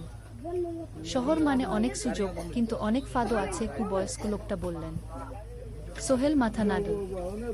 সে জানে শহরের জীবন সহজ না, কিন্তু তার কোনো বিকল্প নেই। গ্রামে রিক্সা চালিয়ে মাসে 3,500 টাকা আয় হতো। তার মধ্যে সংসার চালাতে হতো, বোনের স্কুলের খরচ দিতে হতো, মায়ের ওষুধের খরচ দিতে হতো। কিছুই বাঁচত না। আর এই জীবন থেকে বেরোনোর একটাই পথ, শহরে গিয়ে ভালো কাজ খুঁজে নেওয়া। সোহেল মনে মনে ভাবল তার বাবার কথা। বাবা ছিলেন একজন স্কুল শিক্ষক, খুব সৎ মানুষ ছিলেন। সবসময় বলতেন, সোহেল, তুই লেখাপড়া শিখে বড় মানুষ হবি। আমাদের পরিবারে আর কেউ বড় চাকরি করেনি, তুই করবি। কিন্তু বাবা যখন মারা গেলেন তখন সোহেল মাত্র এসএসসি পরীক্ষা দিয়েছে। ফলাফল ভালো হয়েছিল, জিপিএ অর্ধচতুর। কিন্তু বাবার মৃত্যুর পর আর পড়া হলো না। পরিবারের দায়িত্ব নিতে হলো। ট্রেন ছাড়ল। সোহেল জানালার পাশে বসে বাইরে তাকাল। ধানক্ষেত, নদী, ছোট ছোট গ্রাম, সব পেছনে ফেলে ট্রেন এগিয়ে চল। সোহেলের মনে হলো সে যেন তার পুরনো জীবনটাকেও পেছনে ফেলে আসছে। ট্রেনে একজন হকার এসে চা বিক্রি করছিল। সোহেল একটা চা কিনল, 10 টাকা। চা খেতে খেতে সে ভাবছিল, চট্টগ্রাম পৌঁছে কি হবে। করিম মামা তাকে সাহায্য করবেন তো? চাকরি পাওয়া যাবে তো? করিম মামা আসলে সোহেলের খুব দূর সম্পর্কের মামা। সোহেলের দাদির বোনের ছেলে। অনেক বছর আগে গ্রাম ছেড়ে চট্টগ্রামে চলে গিয়েছিলেন। সেখানে একটা কনস্ট্রাকশন কোম্পানিতে কাজ করেন। বছরে একবার দুবার গ্রামে আসতেন। গত বছর যখন এসেছিলেন তখন সোহেলের মাকে বলেছিলেন সোহেলকে চট্টগ্রাম পাঠান, আমি একটা কাজের ব্যবস্থা করে দেব। সেই কথাতেই ভরসা করে সোহেল আজ এই যাত্রা। দ্বিতীয় অধ্যায়, নতুন শহর। চট্টগ্রাম পৌঁছাতে প্রায় 6 ঘন্টা লেগে গেল। দুপুর 1টা বাজে। সোহেল স্টেশন থেকে বের হয়ে শহরের রাস্তায় দাঁড়াল। কি বিশাল শহর! এত গাড়ি, এত মানুষ, চারদিকে উঁচু উঁচু বিল্ডিং, দোকানপাট, মানুষের ভিড়। সোহেল কিছুক্ষণ দাঁড়িয়ে থাকলো সবকিছু দেখতে দেখতে। তার মনে হচ্ছিল সে যেন অন্য কোনো পৃথিবীতে এসে পড়েছে। তার পকেটে একটা ছোট্ট কাগজ আছে, সেখানে লেখা একটা ঠিকানা, করিম মিয়া, বাড়ি নং 23, রোড নং 5, আগ্রাবাদ, চট্টগ্রামকে। সোহেল একটা রিক্সা ডাকল। কত নেবেন আগ্রাবাদ যেতে? 50 টাকা গু। সোহেল রিকশায় উঠল। রাস্তার দুধারে দোকান, মার্কেট, অফিস, সবকিছু দেখতে দেখতে সে অবাক হয়ে গেল। এত বড় শহর, এত কিছু! গ্রামের সেই ছোট্ট বাজারের সাথে কোনো তুলনাই হয় না। প্রায় আধা ঘন্টা পর রিকশা একটা পুরনো বাড়ির সামনে থামল। 3 তলা বাড়ি, কিন্তু রং উঠে গেছে। সিঁড়ি দিয়ে উঠে 3য় তলায় করিম মামার ফ্ল্যাটে নক করল। দরজা খুলল এক মধ্যবয়সী মহিলা। কে? আসসালামু আলাইকুম আপা, আমি সোহেল, নোয়াখালীর গ্রাম থেকে এসেছি। করিম মামা বাড়িতে আছেন? মহিলা তাকে মাথা থেকে পা পর্যন্ত দেখল। করিম তো অফিসে গেছে। তুমি কে? কোথা থেকে এসেছ? সোহেল সব খুলে বলল। মহিলা তাকে ভেতরে ঢুকতে দিল। বসো, করিম সন্ধ্যায় ফিরবে গো। ফ্ল্যাটটা ছোট, 2টো রুম, একটা ছোট্ট রান্নাঘর আর একটা বাথরুম। কিন্তু সোহেলের কাছে খুব সুন্দর লাগলো। গ্রামের সেই টিনের ঘরের চেয়ে তো অনেক ভালো। মহিলা তার নাম জানাল সালমা, করিম মামার স্ত্রী। তাদের 2টো ছেলে, একজন ক্লাস 8-এ পড়ে, আরেকজন ক্লাস 5-এ। খেয়েছো? সালমা আপা জিজ্ঞেস করল। না আপা, অপেক্ষা করো, ভাত আছে, মাছ আছে, খাও। সোহেল প্রথমে রাজি হতে চাইল না, কিন্তু খুব খিদে পেয়েছিল। সকাল থেকে শুধু একটা চা আর বিস্কুট খেয়েছে। খাওয়া দাওয়ার পর সোহেল বসে রইল। সালমা আপা তাকে গল্প করতে লাগল। তোমার মা কেমন আছেন? তোমার বোন? ভালো আছে আপা, মার একটু গেটে বাত আছে, ওষুধ খাচ্ছেন। বোন স্কুলে পড়ে। তুমি কি করতে চাও এখানে? চাকরি খুঁজছি আপা, যে কোনো কাজ করব। বাসায় মা আর বোনকে টাকা পাঠাতে হবে। সালমা আপা মাথা নাড়ল। করিম তোমার জন্য কিছু একটা করবে, সে ভালো মানুষ। সারাদিন অপেক্ষা করু সোহেল। সন্ধ্যা 6টায় করিম মামা ফিরলেন। 50-এর কাছাকাছি বয়স, কালো রঙের প্যান্ট শার্ট পরা, হাতে একটা ব্যাগ। আরে সোহেল, কবে এলি? করিম মামা খুশি হয়ে বললেন। আজ সকালে মামা। করিম মামা তাকে জড়িয়ে ধরলেন। অনেকদিন পর দেখলাম। কেমন আছিস? ভালো আছি মামা। ভালো করেছিস এসে, এখানে অনেক সুযোগ আছে। তোর জন্য একটা কাজের ব্যবস্থা করে দেব, তবে প্রথমে কয়েকদিন এখানে থাক, শহরটা একটু চিনে নে, তারপর কাজে যোগ দিবি। সোহেলের মনে আসার আলো জ্বল। সে ভাবল হয়তো তার ভাগ্য এবার পাল্টাবে। 3য় অধ্যায়, প্রথম চাকরি। 1 সপ্তাহ পরে করিম মামা সোহেলকে তার কোম্পানিতে নিয়ে গেলেন। কোম্পানির নাম আলামিন কনস্ট্রাকশন। অফিসটা শহরের কেন্দ্রে, 5 তলা একটা বিল্ডিংয়ের দোতলায়। মালিক আলী সাহেব, 50-এর কাছাকাছি বয়স, মোটা চেহারা, চোখে সোনার ফ্রেমের চশমা। বড়লোক মানুষ, কিন্তু খুব কড়া। এই ছেলেটাকে কি কাজে লাগাবেন? আলী সাহেব করিম মামাকে জিজ্ঞেস করলেন।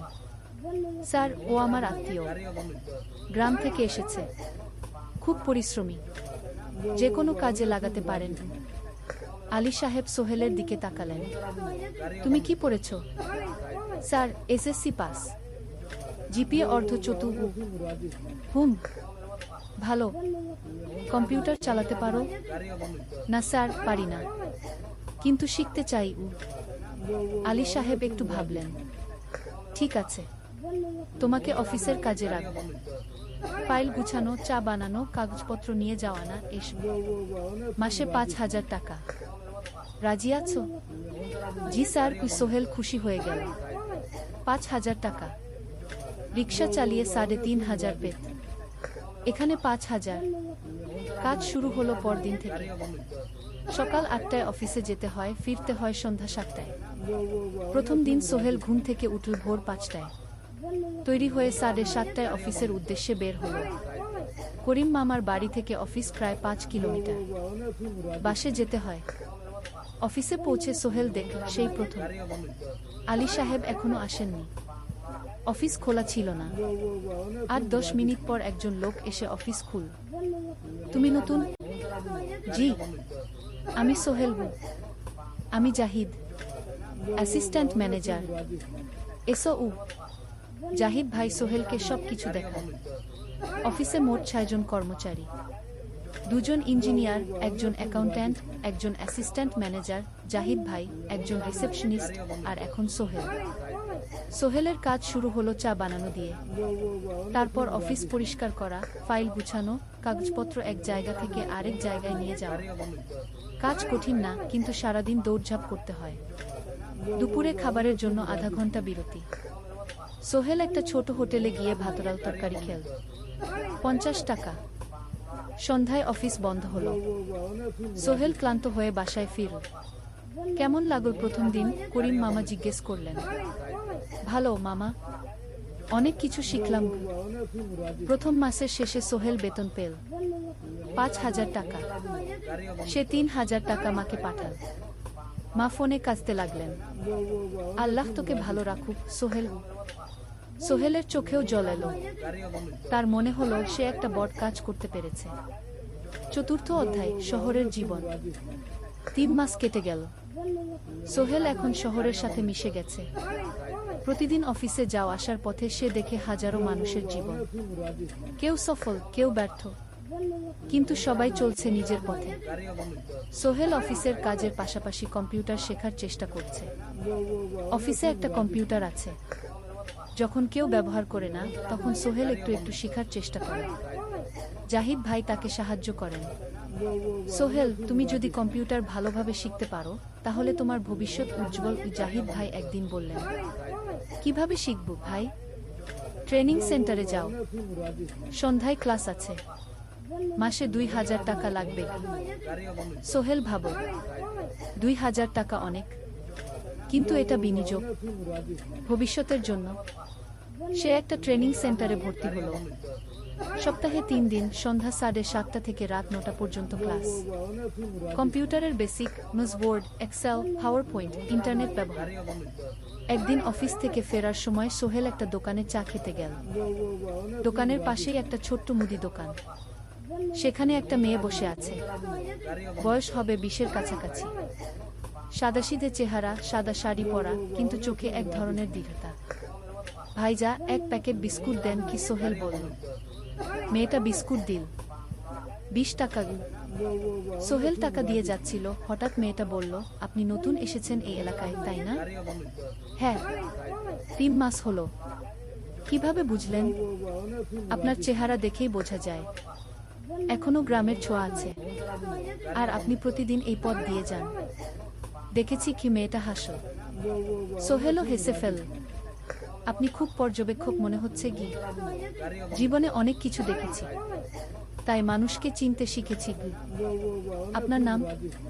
মিনা। এই দোকান আমার বাবা, উনি অসুস্থ, তাই আমি দেখছি।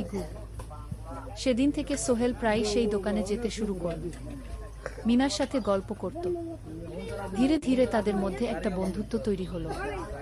মিনাও তার জীবনের গল্প বলল। মিনার মা মারা গেছেন যখন সে মাত্র ৭ বছরের। বাবা আব্দুল হামিদ একা হাতে মিনাকে বড় করেছেন। মুদি দোকান দিয়ে সংসার চালান। মিনা কলেজে পড়ে, অনার্স সেকেন্ড ইয়ার। সকালে কলেজে যায়, দুপুরে ফিরে এসে দোকান সামলায়। বাবার হার্টের সমস্যা আছে, তাই ভারী কাজ করতে পারেন না। তোমার স্বপ্ন কি? একদিন সোহেল জিজ্ঞেস করল। গ্রাজুয়েশন শেষ করে একটা ভালো চাকরি করব, তারপর বাবাকে ভালো চিকিৎসা করাবো। তুমি? আমিও চাকরি করে পরিবারকে ভালোভাবে দেখভাল করতে চাই। মা আর বোনকে নিয়ে শহরে আনব একদিন। দুজনেই নিজেদের স্বপ্নের কথা বলতে গিয়ে বুঝল তাদের স্বপ্ন অনেকটা একই রকম। পঞ্চম অধ্যায়, বিপদ। ৬ মাস কেটে গেল। সোহেল এখন আলী সাহেবের খুব প্রিয় কর্মচারী। সে শুধু চাবিস্কুট দেওয়ার কাজই করে না, এখন কম্পিউটারেও কিছু কাজ শিখেছে। ছোটখাটো টাইপিং, ডেটা এন্ট্রি এসব করতে পারে। আলী সাহেব খুশি হয়ে তার বেতন বাড়িয়ে ৮,০০০ টাকা করে দিয়েছেন। একদিন রাতে সোহেল অফিস থেকে ফিরছিল। সেদিন একটু দেরি হয়ে গেছে, রাত প্রায় ৯টা। সাধারণত সোহেল সন্ধ্যা ৭:৩০টায় ফিরে, কিন্তু সেদিন অফিসে একটা জরুরি কাজ ছিল। বাস থেকে নেমে সোহেল বাড়ির দিকে হাঁটছিল। হঠাৎ একটা অন্ধকার গলিতে ৩জন লোক তাকে ঘিরে ধরল। তাদের চেহারা দেখেই বোঝা যাচ্ছিল ভালো উদ্দেশ্য নিয়ে আসেনি। টাকা দে, তাড়াতাড়ি, একজন বলল। তার হাতে একটা ছুরি। সোহেল ভয় পেয়ে গেল।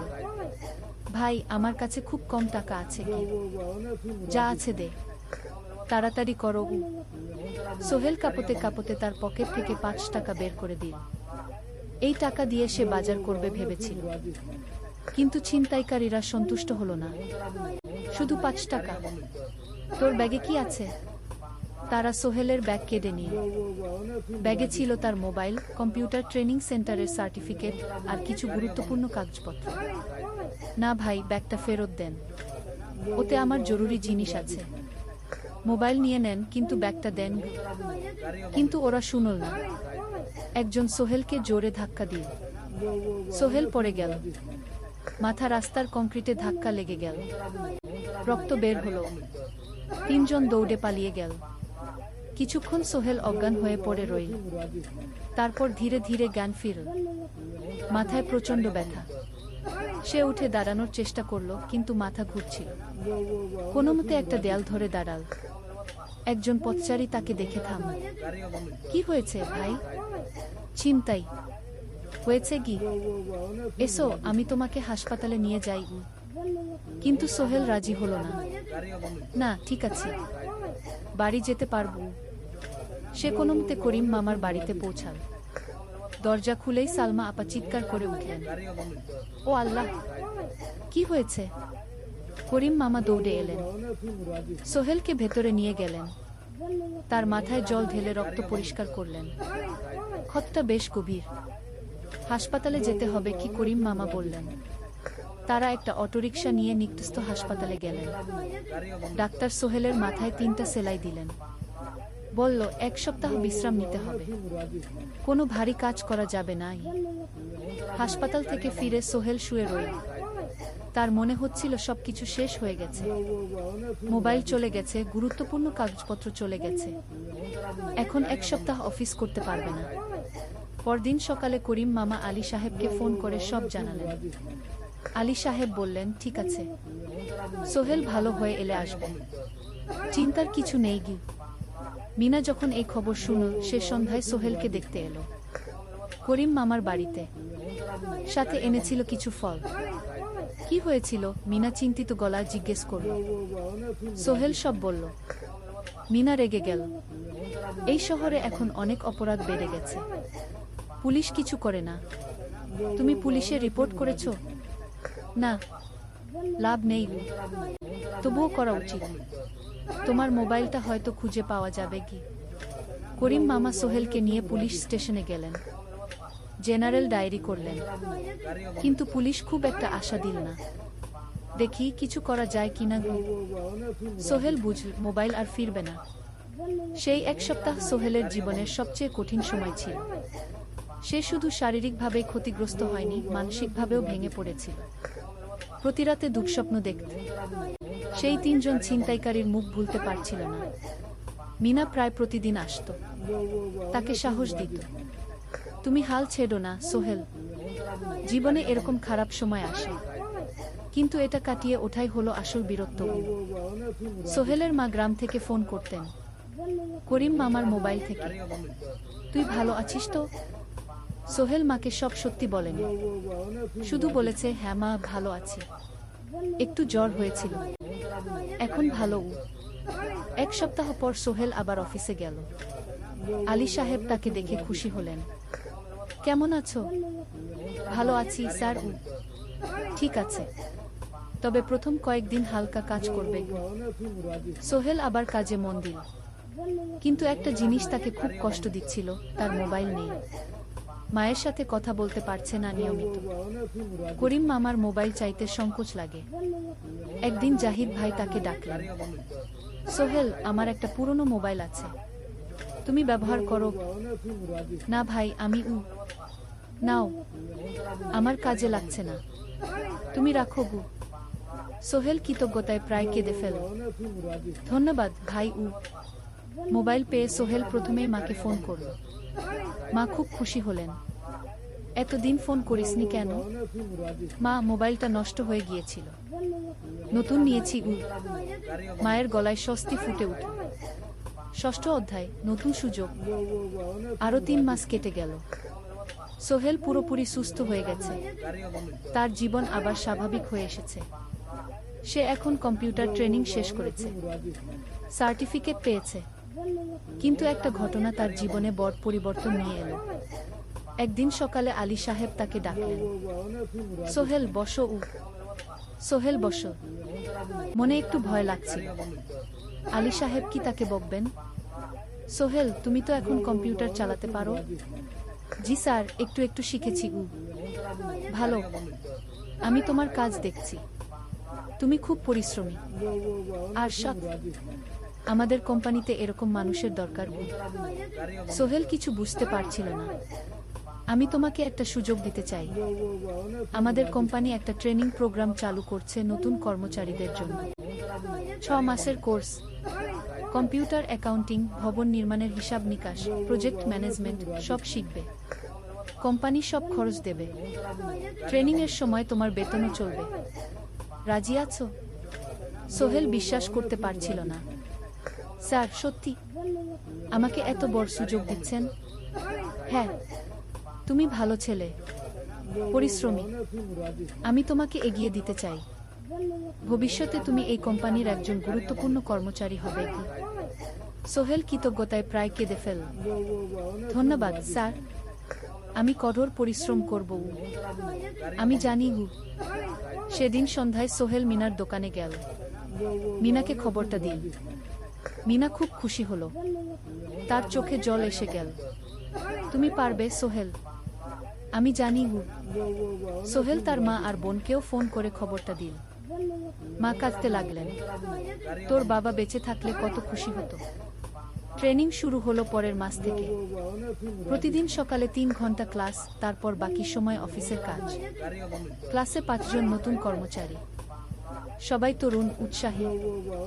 শিক্ষক ছিলেন একজন অভিজ্ঞ ইঞ্জিনিয়ার, নাম রহিম স্যার। তিনি খুব ভালোভাবে সব কিছু বুঝাতেন। কম্পিউটার অ্যাকাউন্টিং, এক্সেলে জটিল ক্যালকুলেশন, প্রজেক্টের বাজেট তৈরি, সময় ব্যবস্থাপনা সব। সোহেল পুরো মনোযোগ দিয়ে শিখতে লাগল। সন্ধ্যায় বাড়ি ফিরে প্র্যাকটিস করত।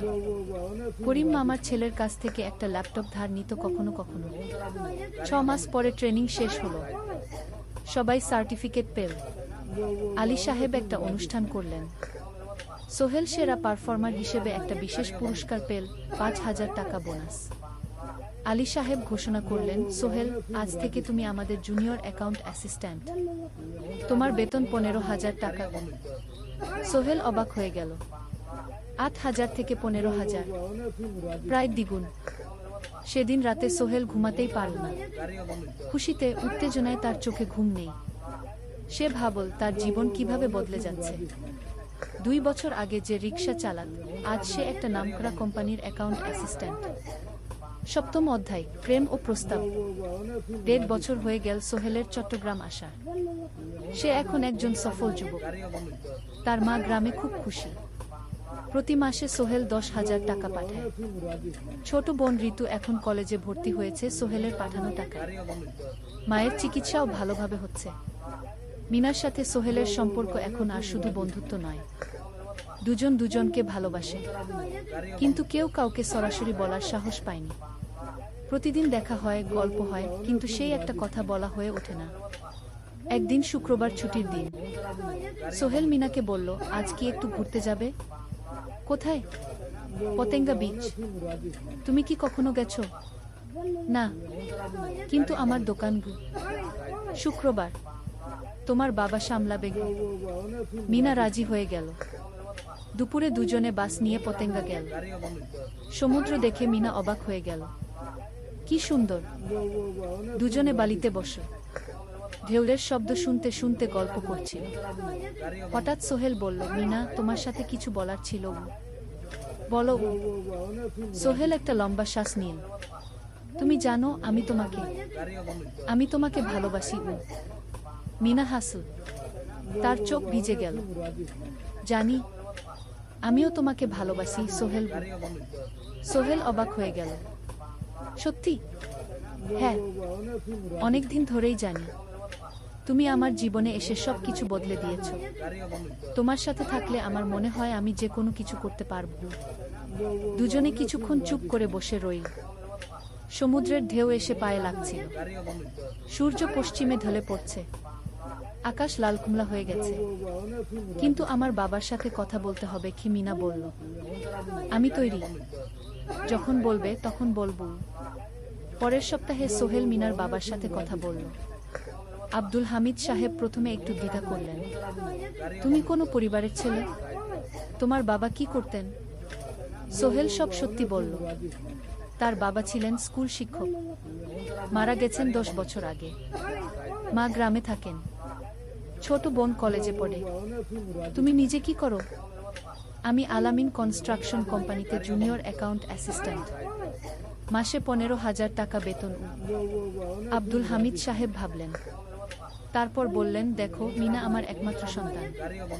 তার মা নেই। আমি একা তাকে বড় করেছি। আমি চাই মিনা একজন ভালো ছেলের সাথে বিয়ে হোক। তুমি দেখতে ভালো ছেলে মনে হচ্ছে, কিন্তু আমাকে তোমার মায়ের সাথে দেখা করতে হবে। তোমার পরিবারকে জানতে হবে কি?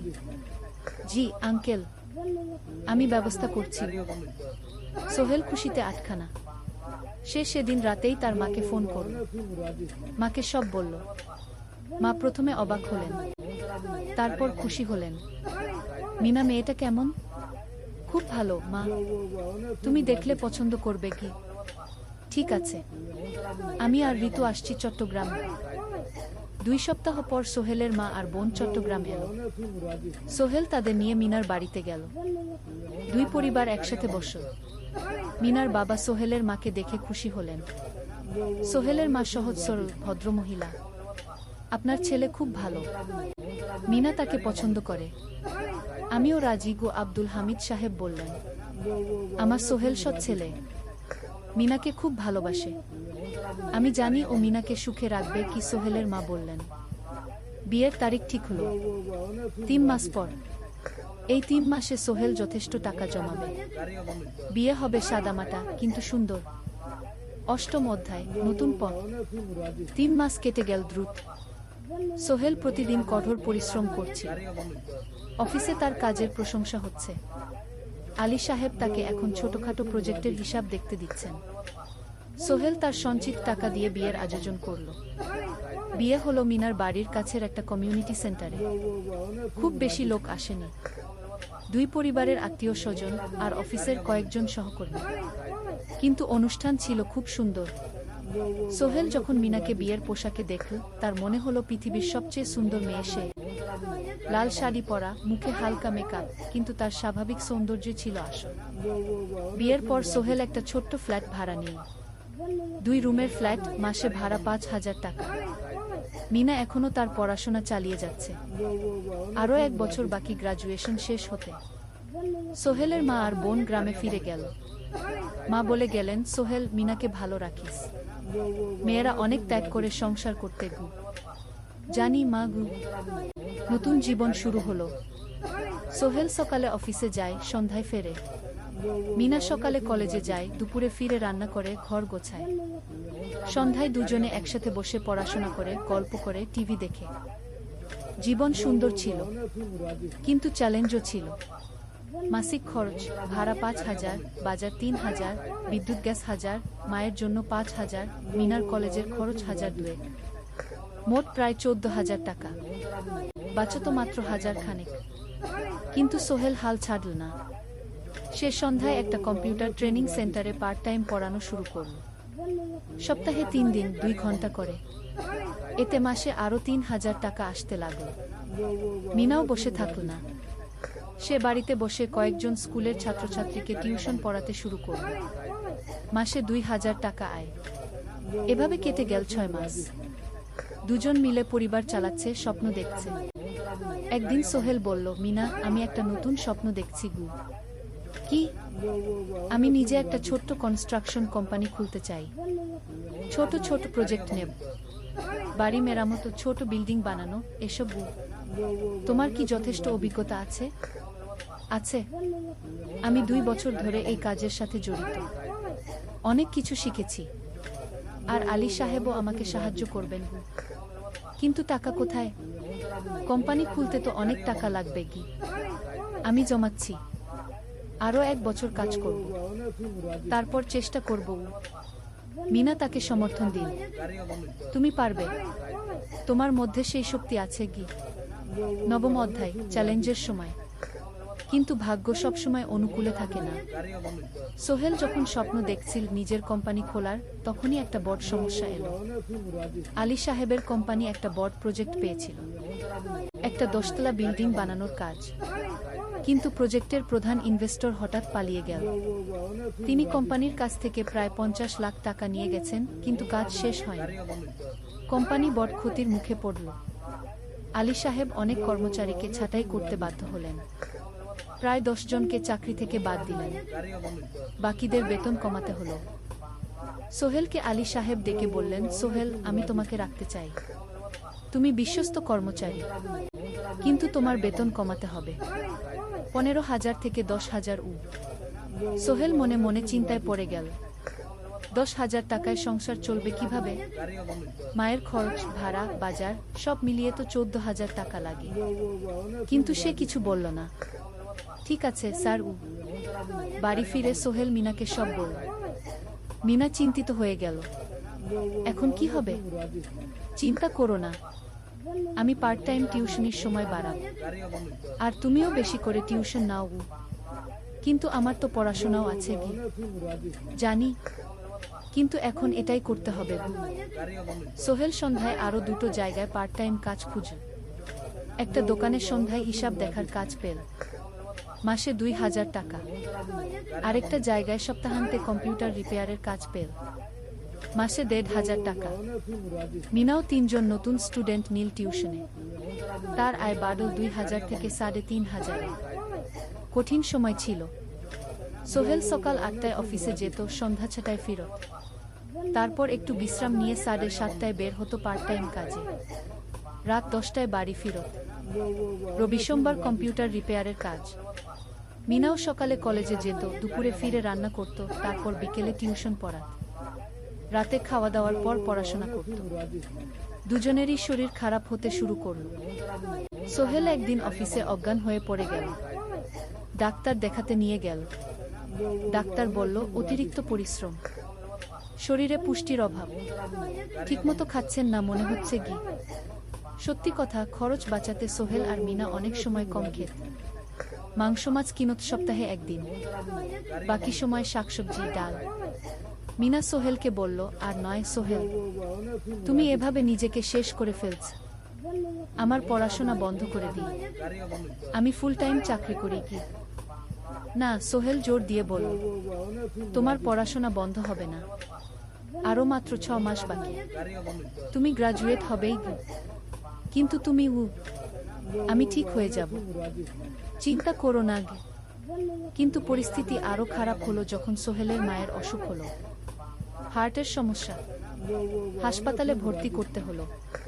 খরচ ৫০,০০০ টাকা। সোহেলের হাতে এত টাকা কোথায়? সে করিম মামার কাছে ধার চাইল। করিম মামা ২০,০০০ টাকা দিলেন। বাকি ৩০,০০০ টাকা সোহেল একটা এনজিও থেকে ঋণ নিল। সুদের হার মাসে ২%। মায়ের চিকিৎসা হলো, তিনি সুস্থ হয়ে গেলেন। কিন্তু সোহেল এখন ঋণের বোঝায় পড়ে গেল। প্রতি মাসে ৩,০০০ টাকা করে কিস্তি দিতে হবে। সেই রাতে সোহেল আর মিনা বিছানায় শুয়ে কথা বলছিল। সোহেল বলল, মিনা, আমি মনে হয় ভুল করেছি। শহরে এসে বিয়ে করে তোমাকে কষ্টে ফেলেছি। মিনা তার হাত ধরল। না সোহেল, তুমি ভুল করনি। জীবনে এরকম খারাপ সময় আসে, কিন্তু এটা কাটিয়ে ওঠাই হলো আসল শক্তি। আমরা একসাথে আছি, একসাথে থাকব, সবকিছু ঠিক হয়ে যাবে।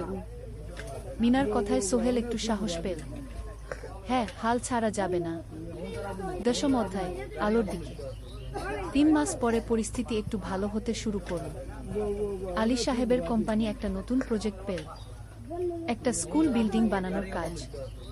কোম্পানি আবার স্থিতিশীল হতে শুরু করল। আলী সাহেব সোহেলকে ডেকে বললেন, সোহেল, আমি তোমার কঠোর পরিশ্রম দেখেছি। খারাপ সময়েও তুমি কোম্পানি ছেড়ে যাওনি। আমি কৃতজ্ঞ।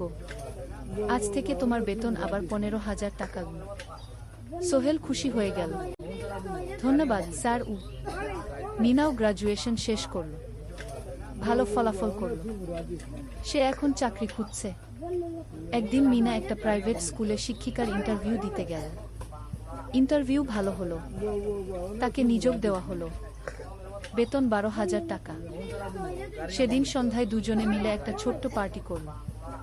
একটা বিরিয়ানি কিনল, কোমল পানীয় কিনল, দুজনে মিলে খেল। আমরা পেরেছি, সোহেল মিনা বলল। হ্যাঁ, আমরা পেরেছি গু। এখন দুজনের মিলিয়ে আয় 27,000 টাকা। খরচ চালানোর পর প্রায় 10,000 টাকা বাঁচে। সোহেল এই টাকা দিয়ে লোন শোধ করতে শুরু করল। পার্ট টাইম কাজগুলো ছেড়ে দিয়ে শরীরের যত্ন নেওয়া শুরু করল। আরও 6 মাস পরে সোহেলের কাছে একটা বড় সুযোগ এলো। আলী সাহেব একদিন তাকে ডাকলেন। সোহেল, তুমি কি নিজের ব্যবসা করতে চাও? স্যার, আমি তোমাকে একটা ছোট্ট প্রজেক্ট দিতে চাই, একটা 3 তলা বিল্ডিংয়ের কনস্ট্রাকশন। তুমি ম্যানেজ করবে, আমি শুধু সুপারভাইজ করব। লাভের 50% তোমার। সোহেল ভাবল, এটা একটা বড় সুযোগ, কিন্তু ঝুঁকিও আছে। যদি কাজটা ভালোভাবে না হয়? স্যার, আমি চেষ্টা করব, কিন্তু যদি ভুল হয়? ভুল হবে না, আমি তোমার উপর বিশ্বাস রাখছি, তুমি পারবে। সোহেল রাজি হয়ে গেল। এই প্রজেক্ট তার জীবনে টার্নিং পয়েন্ট হতে পারে। 11 অধ্যায়, স্বপ্ন পূরণের পথে। পরের 6 মাস সোহেল খুব কঠোর পরিশ্রম করল। প্রজেক্টটা ম্যানেজ করা সহজ ছিল না। শ্রমিক নিয়োগ, ম্যাটেরিয়াল কেনা, কাজের তদারকি, সময়মতো কাজ শেষ করা, সব দায়িত্ব তার। প্রথম 2 মাস খুব চাপের মধ্যে গেল। একদিন একজন শ্রমিক কাজ করতে গিয়ে আহত হলো। সোহেল তাকে হাসপাতালে নিয়ে গেল, তার চিকিৎসার খরচ দিল। এতে প্রজেক্টের বাজেট একটু বাড়ল, কিন্তু সোহেল জানত এটা করা দরকার। আরেকদিন ভুল ম্যাটেরিয়াল ডেলিভারি হলো। সোহেল সেগুলো ফেরত পাঠাল, সঠিক জিনিস আনাল। এতে 3 দিন দেরি হলো, কিন্তু কাজের মান ঠিক রইল। মিনা তাকে সবসময় সাপোর্ট করছিল। সে এখন চাকরিতে স্থিতিশীল। স্কুলের বাচ্চারা তাকে পছন্দ করে। প্রিন্সিপাল তার কাজে খুশি। প্রজেক্ট শেষ হলো 6 মাসে, সময়মতো, বাজেটের মধ্যে। বিল্ডিংয়ের মালিক খুব খুশি হলেন। তিনি আলী সাহেবকে ধন্যবাদ দিলেন। আলী সাহেব বললেন, ধন্যবাদ আমাকে না, এই ছেলেকে দিন। সোহেল পুরো প্রজেক্ট ম্যানেজ করেছে। প্রজেক্ট থেকে মোট লাভ হলো 3 লাখ টাকা। সোহেল পেল 1.5 লাখ টাকা। তার জীবনে এত টাকা এই প্রথম। সে করিম মামার ঋণ শোধ করল, এনজিওর বাকি ঋণ শোধ করল। তারপর তার মাকে 50,000 টাকা পাঠাল। মা দিয়ে গ্রামের বাড়িটা একটু মেরামত করাল, বোন ঋতুর জন্য একটা ল্যাপটপ কিনল। বাকি টাকা দিয়ে সোহেল একটা ব্যাংক অ্যাকাউন্টে জমা রাখল, ভবিষ্যতের জন্য। আলী সাহেব সোহেলকে আরও 2টো প্রজেক্ট দিলেন, এবার একটু বড়। সোহেল আত্মবিশ্বাসের সাথে সেগুলোও শেষ করল। 2 বছর পরে সোহেল সিদ্ধান্ত নিল, এবার নিজের কোম্পানি খোলার সময় এসেছে। 10 অধ্যায়, নতুন শুরু। সোহেল তার সব জমানো টাকা দিয়ে একটা ছোট্ট অফিস ভাড়া নিল। 2 রুমের অফিস, একটা রুমে কাজের জায়গা, আরেকটায় ছোট্ট মিটিং রুম। অফিসের সামনে একটা বোর্ড লাগাল, Sohel construction and development. Mina তাকে সাহায্য করছিল। সে অফিসের অ্যাকাউন্টস দেখত সন্ধ্যায় স্কুল থেকে ফিরে। দুজন মিলে একটা টিম। প্রথমে ছোট ছোট কাজ নিল, বাড়ি মেরামত, দোকান সংস্কার, ছোট বিল্ডিং কনস্ট্রাকশন। কাজের মান ভালো রাখার চেষ্টা করল, সময়মতো শেষ করল, দাম ন্যায্য রাখল। ধীরে ধীরে সোহেলের সুনাম ছড়িয়ে পড়ল। মানুষ তাকে বিশ্বাস করত। তার কাছে নতুন নতুন কাজ আসতে লাগল। প্রথম বছর খুব কষ্ট হলো। কখনো লাভ হতো, কখনো লস। কিন্তু সোহেল থেমে থাকল না। সে শিখতে লাগল ব্যবসা কিভাবে চালাতে হয়। দ্বিতীয় বছরে পরিস্থিতি ভালো হলো। সোহেল এখন 3জন স্থায়ী কর্মচারী নিয়োগ দিল। একজন ইঞ্জিনিয়ার, একজন সুপারভাইজার, একজন অফিস সহায়ক। তৃতীয় বছরে একটা বড় প্রজেক্ট পেল, একটা স্কুল বিল্ডিং বানানোর কাজ। 5 তলা বিল্ডিং। সোহেল পুরো মনোযোগ দিয়ে কাজটা করল। শ্রমিকদের ভালো বেতন দিল, ভালো ম্যাটেরিয়াল ব্যবহার করল, সময়মতো কাজ শেষ করল। স্কুল কর্তৃপক্ষ খুব খুশি হলো। তারা সোহেলের কাজের প্রশংসা করল। এই প্রজেক্ট থেকে সোহেল প্রায় 5 লাখ টাকা লাভ করল। এই টাকা দিয়ে সে আরও ভালো একটা অফিস নিল, আরও কর্মচারী নিয়োগ দিল। এখন তার কোম্পানিতে 10 জন স্থায়ী কর্মচারী। প্রজেক্ট অনুযায়ী আরও শ্রমিক নিয়োগ দেওয়া হয়। ত্রয়োদশ অধ্যায়, পরিবার। এদিকে সোহেল আর মিনার সংসারেও খুশির খবর এলো। মিনা গর্ভবতী। 9 মাস পর তাদের একটা মেয়ে হলো। নাম রাখো সারা। সারা যখন জন্মাল, সোহেলের মা আর বোন চট্টগ্রামে এলো। মা 1 মাস থেকে গেলেন। মিনাকে সাহায্য করলেন।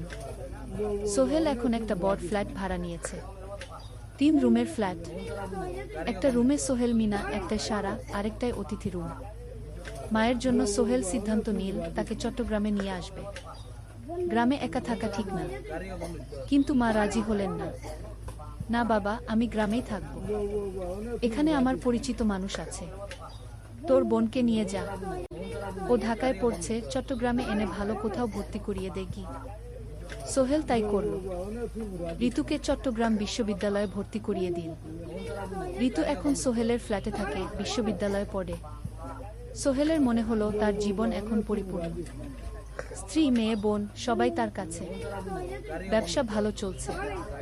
মা গ্রামে সুখে আছেন। চতুর্দশ অধ্যায়, সফলতার শিখরে। 5 বছর কেটে গেল। সোহেল এখন একজন সফল উদ্যোক্তা। তার কোম্পানি কি সোহেল কনস্ট্রাকশন অ্যান্ড ডেভেলপমেন্ট এখন চট্টগ্রামে বেশ পরিচিত। প্রায় 30 জন কর্মচারী তার অধীনে কাজ করে। সোহেল এখন শুধু ছোট প্রজেক্ট করে না, বড় বড় প্রজেক্টও করে। একটা 8 তলা বিজনেস কমপ্লেক্স বানানোর কাজ পেয়েছে। একটা হাসপাতাল বিল্ডিং বানাচ্ছে। মিনা এখনো স্কুলে পড়ায়। সে এখন ভাইস প্রিন্সিপাল। সাথে সোহেলের কোম্পানির অ্যাকাউন্টস ম্যানেজার। 2 জন মিলে ব্যবসা চালা। সারা এখন 4 বছরের। স্কুলে ভর্তি হয়েছে। খুব চালাক মেয়ে। ঋতু বিশ্ববিদ্যালয় থেকে গ্রাজুয়েট হয়ে একটা ব্যাংকে চাকরি পেয়েছে। একদিন আলী সাহেব